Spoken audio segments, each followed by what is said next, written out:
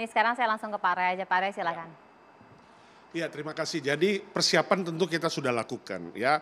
Apa yang kita lakukan hari-hari ini itu adalah persiapan yang sudah 6 bulan yang lalu. Promosinya, kemudian tadi kestabilan harga, ketahanan pangannya, ketersediaan pangannya. Itu kita semua perhitungkan dan itu sudah ada di distribution center kita untuk melayani masyarakat baik di pusat maupun daerah.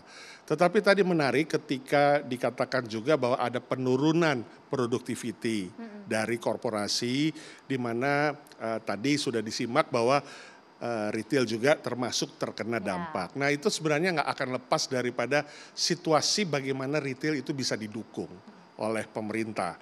Misalnya kita juga mengalami satu status atau keadaan di mana rafaksi minyak goreng itu belum dibayar sampai hari ini.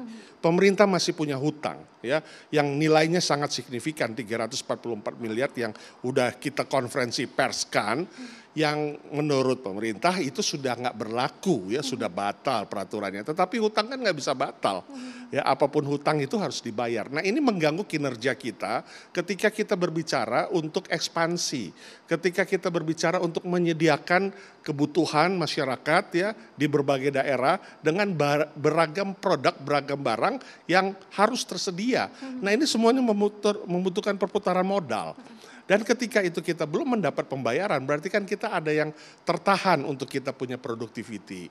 Nah ini berdampak kepada kontribusi pajak yang akan dikeluarkan. Nah ini tentunya bagaimana supaya pemerintah juga hadir di masyarakat, kita juga pelaku usaha adalah masyarakat.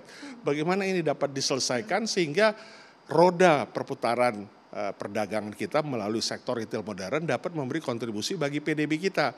PDB kita tahun lalu 53,2%. Pertumbuhan daripada kontribusi untuk konsumsi domestik itu 2,67%, tertinggi daripada sektor-sektor lainnya. Sehingga kita berharap kontribusi kita ini, produktivitas kita ini dapat memicu untuk pertumbuhan ekonomi ketika Indonesia berharap tahun ini 5%, 5,1%. Nah, dengan kata lain, komitmen yang sudah diberikan itu tentunya harus juga diselesaikan oleh pemerintah. Ini yang berkaitan harapan kami dalam hal penyelesaian rafaksi minyak goreng. Ini ada trust yang kemudian harus dijaga, Bang Sarman. Jadi kalau dari Kadin, bagaimana kemudian harapannya termasuk juga dalam penyelenggaraan mudik ini? Harapan kita agar penyelenggaraan mudik tahun ini bisa berjalan dengan lancar. Tentu kita lihat bahwa dari kemarin sampai dengan hari ini mungkin puncaknya besok merupakan puncak arus mudik.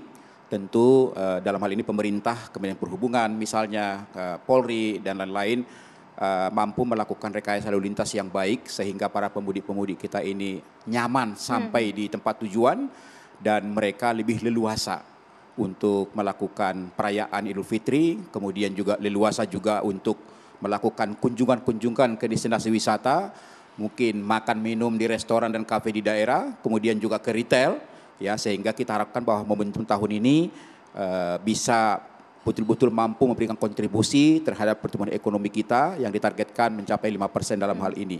Istilahnya ginilah, mudik lancar, ekonomi moncer. Itu harapan kita. Ini mantap ini, mudik lancar ekonomi moncer karena tadi sumbangannya sampai 20%. Mas Tauhid silakan. Ya, kalau kita lihat ya dalam siklus ekonomi kita memang momentum terbesar kenaikan pertumbuhan ekonomi pada saat adanya konsumsi tinggi. Konsumsi tinggi kalau kita dalam setahun paling tinggi memang pada saat bulan puasa dan hari raya ya. Karena sebagian besar mungkin 70-80% kenaikan konsumsinya sangat signifikan dari bulan-bulan berikutnya, melebihi liburan di bulan Desember atau perayaan Natal begitu ya. Dan saya kira memang kalau pada saat kita belajar dari situasi ini, ya kalau misalnya katakanlah ada situasi konsumsi bisa didorong dengan bansos apapun bentuknya, mengurangi PHK, kemudian juga menahan tidak terjadi pengurangan upah dan sebagainya, itu bentuk dalam rangka mempertahankan sisi konsumsi masyarakat agar tadi putaran ekonominya bisa lancar termasuk tadi ke sektor retail.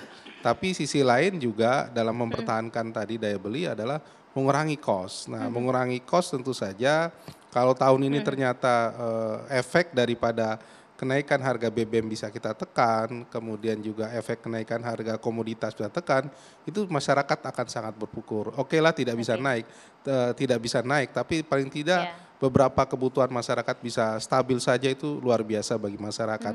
Sehingga Lebaran mereka juga bisa happy, masyarakat bisa menikmati begitu.